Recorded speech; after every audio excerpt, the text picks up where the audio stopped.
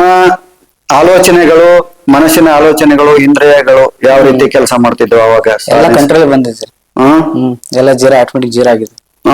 ಅಂದ್ರೆ zero thoughts ಆಗಿತ್ತು. Zero thoughts ಆಗಿ ಎಲ್ಲಿ ಹೋಗ್ತಿದ್ದಿಲ್ಲ ಮನಸ್ಸು? ಇಲ್ರಿ, ಎಲ್ಲೇ ಹೋಗ್ತಿದ್ದಿಲ್ಲ. ಈಗ ಅನುಭವ ಆಗ್ತಾ ಆಗ್ತಾ ಎಲ್ಲ ಜೀರೋ ಆಗ್ತದೆ. ಏನಾದ್ರು ತಿನ್ಬೇಕು ಮಾಡ್ಬೇಕು ಅಂತ ಏನಾದ್ರು ಇಲ್ಲ, ಆತರ ಏನಾಗ್ತಲ್ರಿ. ಆತರ ಏನಾಗ್ತಾ ಇಲ್ಲ. ಎಂತ ಇಲ್ರಿ.